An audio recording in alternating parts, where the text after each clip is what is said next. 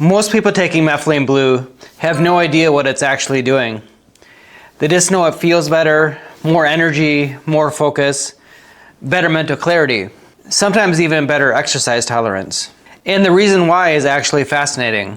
Because Methylene Blue is essentially like an emergency bypass system inside the mitochondria. But here's the bigger question. If mitochondria need a bypass system in the first place, what caused the traffic jam? And is bypassing the problem the same as fixing it? Most people think the body runs on calories. Count calories in, burn calories out. That is the model most of us were taught. But that model is incomplete. Physiologically, the body runs on electron flow. And here's what that actually means. When you eat food, whether that's fat, carbohydrate, or protein, your body breaks it down, not just into heat or raw fuel, but into electrons. High energy electrons that get loaded onto carrier molecules inside the cell. Those electrons then enter the mitochondria, where they move through a series of protein complexes called the electron transport chain. As they move through that chain, energy is captured step by step and ultimately used to produce ATP. Now, most people have heard of ATP, but what does it actually do? ATP is the body's electrical currency. Every time a muscle fiber contracts, ATP. Every time a nerve fires a signal, ATP. Every time a cell repairs damaged tissue, ATP. Every time the immune system mounts a response, ATP. Every time the brain forms a thought, ATP. There is no biological process in the human body that does not depend on ATP. So when ATP production drops, nothing works the way it should. And here's what most people don't realize. ATP production doesn't just depend on having enough food. It depends on smooth, efficient electron flow through the mitochondria. You can eat plenty, you can sleep, you can exercise, and still feel like you're running on empty. Because the issue isn't always how much fuel is coming in. Sometimes the issue is what's happening to the electrons inside the mitochondria.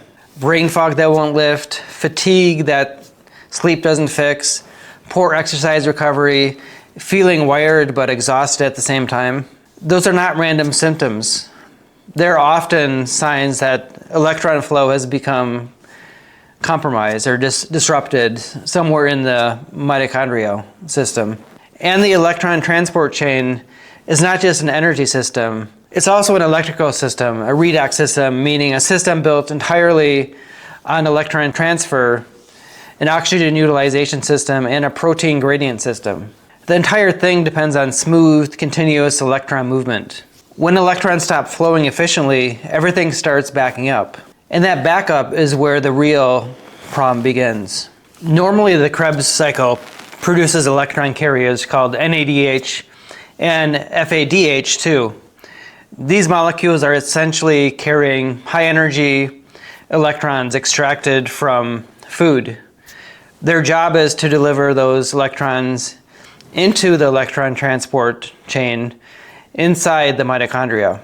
Under healthy conditions, electrons move smoothly through the chain, from complex 1 to CoQ10 to complex 3 to cytochrome C to complex 4, and finally to oxygen. As electrons move through the system, protons are pumped across the inner mitochondrial membrane, creating an electrochemical gradient that ultimately drives ATP production. So the mitochondria are not just producing energy, they are simultaneously maintaining electron flow, proton flow, voltage gradients, redox balance, and oxygen utilization, all at once, all interdependent. But if the electron transport chain slows down, those electron carriers no longer unload efficiently. NADH begins accumulating, FADH2 begins accumulating, and oxidized forms of NAD+ and FAD begin running low.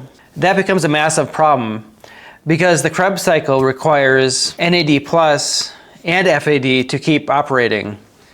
So the slowdown spreads upstream. The Krebs cycle itself begins stalling. Metabolic flexibility worsens. ATP production declines. And the entire energetic system starts grinding down. But what actually causes electron flow to slow in the first place? Many things contribute to poor oxygen delivery. These can include impaired circulation, low carbon dioxide, chronic hyperventilation, inflammation, oxidative stress, ischemia, toxins, mitochondrial membrane damage, and chronic stress physiology. Because oxygen is the final electron acceptor in the chain. If oxygen cannot efficiently reach the mitochondria or cannot properly unload into tissue, electrons begin backing up upstream. And this is where carbon dioxide becomes incredibly important. Most people think CO2 is just a waste gas, but physiologically, CO2 is one of the central regulators of oxygen delivery and acid-base balance in the body. Carbon dioxide helps oxygen unload from the hemoglobin through the Bohr effect. Without enough CO2, oxygen remains bound more tightly to hemoglobin, meaning tissues may struggle to receive oxygen efficiently, even when blood oxygen levels appear completely normal. Low CO2 states driven by chronic stress and overbreathing can also reduce blood flow itself, especially to the brain and microcirculation. But CO2 does even more than that. CO2 is one of the body's primary pH buffering molecules. And this matters enormously because the electron transport chain depends on extremely precise electrochemical gradients to function properly. The mitochondria are not just moving electrons, they are pumping protons across the inner mitochondrial membrane. That proton gradient that creates the voltage potential that ATP synthase uses to generate ATP. So mitochondrial respiration depends heavily on stable pH, proton balance, membrane potential, and redox stability. Low CO2 states can destabilize the entire environment. They can contribute to respiratory alkalosis, altered ion gradients, impaired oxygen unloading, vasoconstriction, oxidative stress, and mitochondrial instability. And when electron flow becomes unstable, reactive oxygen species begin rising. Electrons start leaking prematurely from the chain, ATP production fails, and oxygen utilization worsens. So even if oxygen levels in the blood appear normal, cells can still become profoundly energy deficient. This is the traffic jam Methylene Blue is attempting to bypass. So now we have a traffic jam inside the mitochondria, electrons backing up, NAD plus depleted, the Krebs cycle stalling, ATP production failing, and oxygen species beginning to rise. And this is where methylene blue gets really interesting. Methylene blue is a small synthetic molecule, and what makes it unusual is that it can do something most molecules cannot. It can accept electrons, carry them, donate them further downstream in the electron transport chain. In other words, it acts kind of like an auxiliary electron shuttle, an interdependent carrier that operates outside the normal sequence. And here's how it works. When electrons begin backing up in the NADH dependent systems upstream, methylene blue can step in, accept some of those electrons directly. The moment it accepts those electrons, it changes. It converts from methylene blue into a reduced form called leucomethylene blue. Now here's where it actually gets fascinating. Leucomethylene blue then travels further downstream toward cytochrome C and complex 4, where it donates its electrons back into the chain. At that point, it oxidizes again, converting back into methylene blue, ready to repeat the process. It is essentially a molecule that cycles between two states, oxidized and reduced, carrying electron cargo each time. The easiest way to visualize this is a helicopter analogy. Imagine the electron transport chain is a congested interstate highway. Electrons are piling up behind the traffic jam. Nothing is moving, deliveries are stopped, the whole system is grinding down. Now methylene blue is that helicopter. It doesn't fix the highway, it doesn't clear congestion, but it picks up electron cargo before the jam, flies over the block section, and delivers it further downstream where the system can still receive it. And that matters enormously, because when electron cargo starts moving again, even partially, NAD plus begins regenerating. The Krebs cycle gets some relief, ATP production stabilizes, electron leak decreases, and dangerous buildup of reactive oxygen species begins to ease.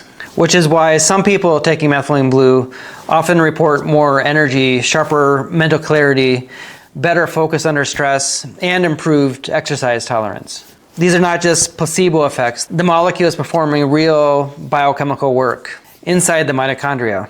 Because here's the question we're sitting with. The helicopter is moving cargo, but the highway is still jammed. And if the highway stays jammed, you will always need the helicopter. Before we talk about the limitations, there's something really important to establish. Methylene blue is not a stimulant. It's not caffeine, it's not a nootropic hack that artificially excites the nervous system.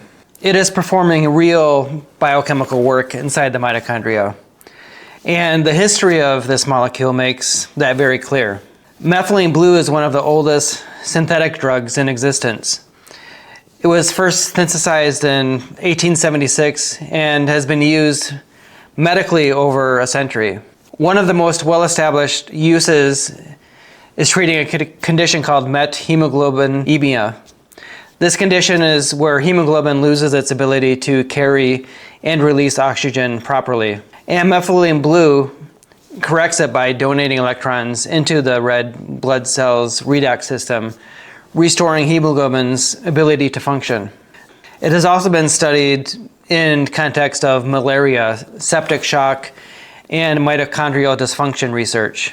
More recently, research has begun exploring its potential to improve mitochondrial respiration to reduce oxidative stress, support cognitive function, and stabilize cellular energy. So when people report feeling more energy, sharper thinking, and better stress resilience after taking methylene blue, they're not imagining it. The molecule is doing something real, but real effects and complete restoration are not the same thing. The helicopter is real, the cargo is being delivered, but the question worth asking is methylene blue restoring the system? Or is it compensating for a system that was never repaired? So here's the distinction that changes everything. The helicopter is real, the bypass is real, the effects people feel are real, but the bypass is not a repair. Think about what the helicopter actually does. It doesn't unclog the highway, it doesn't remove the accidents, it doesn't fix the broken infrastructure that caused the congestion in the first place. It simply moves the cargo around the problem. And the moment the helicopter stops flying, the cargo stops moving because the highway is still jammed. This is the fundamental limitation of any bypass system. It can maintain function, it can reduce damage, it can buy time, but it cannot restore what created the dysfunction in the first place. So the real question is, what built the traffic jam in the first place? In many cases, the answer comes back to oxygen. Not the absence of oxygen in the blood. Most people have perfectly normal oxygen saturation readings, but oxygen cannot efficiently unload from the hemoglobin, reach the mitochondria, or be utilized properly at the cellular level. And when oxygen cannot reach its destination, electrons back up, the chain slows down, the system compensates, and eventually it looks for a way around the problem. Methylene blue is one way around the problem, but it is working against a current that keeps flowing in the wrong direction. Every time the body has to reroute, every time it has to compensate, every time it has to find a workaround, it is spending resources that it could otherwise be using to function, repair, and adapt. Compensation is not restoration. And this is where carbon dioxide stops being a side conversation and becomes the central one. Because CO2 is not just involved in one part of this problem, it is involved in almost every part of it. We've already established what low CO2 does to oxygen delivery. We've already established what it does in the blood flow and the mitochondrial stability. But there's even something deeper that most people have never heard of or even considered. CO2 is not just a molecule that helps oxygen get delivered. It is a molecule the mitochondria themselves produce as a direct byproduct of a healthy metabolism. And think about what that means. When the Krebs cycle is running well, when electrons are flowing smoothly, when ATP is being produced efficiently, the mitochondria are generating CO2 as a natural consequence of that process. So CO2 production and mitochondrial function are not separate things. They are the same thing.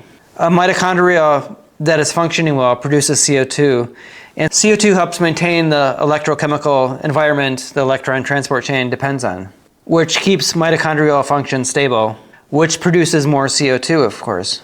It is a self-reinforcing loop. Healthy mitochondria produce CO2.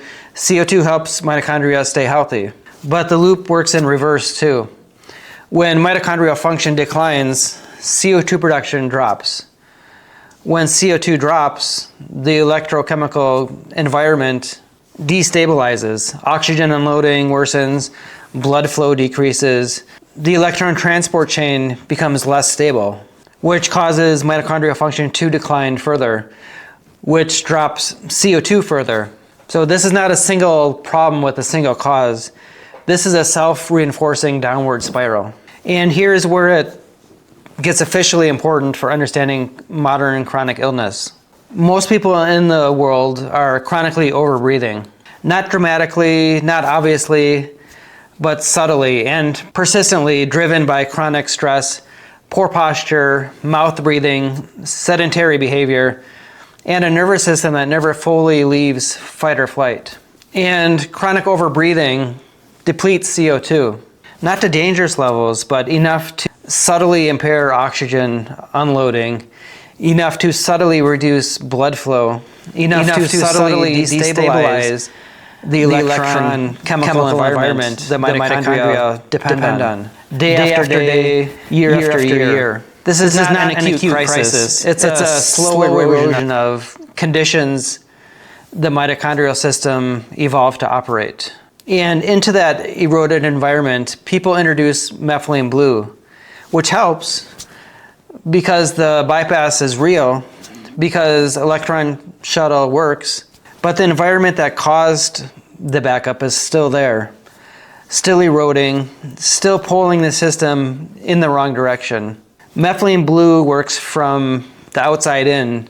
It introduces an external molecule to compensate for internal dysfunction.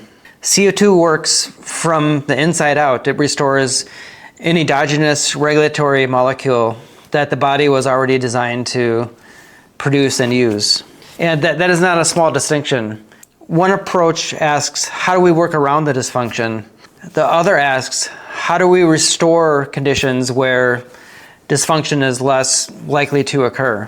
I mean, methylene blue is a remarkable tool for the first question. CO2 may be the answer for the second. So where does this leave methylene blue? I want to be clear, this is not an argument against methylene blue. This is an argument for understanding what it is actually doing and what it cannot do. Because there are situations where a bypass is exactly what's needed. If the mitochondrial system is under acute stress, neurological function is declining. If someone is recovering from significant oxidative damage, or if the electron transport chain is directly impaired and the body needs support right now, then having a reliable electron shuttle available is genuinely valuable. And in those situations, methylene blue may be buying the body time to stabilize, time to reduce damage, time to begin recovering. And during that window, CO2 restoration can begin doing the deeper work. That is actually a very powerful combination. The bypass keeps the system functioning while the underlying terrain is being repaired. One working acutely, one working systemically. Not in opposition, but in sequence. Where methylene blue becomes problematic is when it becomes the permanent solution to a problem that was never addressed. When the helicopter keeps flying because no one ever fixed the highway. And there's one more thing worth saying clearly. Dosage matters enormously. At low doses, methylene blue acts as an antioxidant. It supports mitochondrial function. But at higher doses, it can flip and become pro-oxidant, actually increasing oxidative stress that it was meant to reduce. It also carries serious interaction risks with certain medications, particularly SSRIs. The combination can trigger serotonin syndrome, a potentially life-threatening condition. This is the molecule that rewards respect and punishes recklessness. So here's what methylene blue really reveals. Not just a fascinating molecule, not just a mitochondrial bypass system. It reveals something about the state of human metabolism right now. The fact that so many people feel genuinely better when they introduce an external electron shuttle into their mitochondria tells us something important. It tells us that the electron flow is already in a significant portion of the population. The oxygen utilization is already impaired, that the mitochondrial terrain is already unstable in ways most people cannot see, and most medicine does not measure. And that instability did not happen overnight. It accumulated slowly through chronic stress, through chronic overbreathing, through a CO₂ deficit that quietly eroded the electrochemical environment mitochondria were designed to operate within. This is the deeper story, not whether methylene blue works, it works, but why so many people need it to work in the first place. And the answer to that question points to another molecule, not toward another supplement, not toward another bypass, but towards restoring something the body was always meant to produce itself. Carbon dioxide is not a waste product. It is not something to breathe away. It is not something to minimize. It is a central regulatory molecule that the mitochondria depend on. Two main conditions that make efficient energy production possible. When CO₂ is restored, oxygen unloads properly, blood flow improves, the electrochemical environment stabilizes, electron flow becomes less congested, and mitochondria can now begin operating closer to the way they were designed to. Not because something was added from the outside, but because something essential was finally stopped being taken away. Methylene blue may temporarily reroute the current, but carbon dioxide may help rebuild the electron grid itself.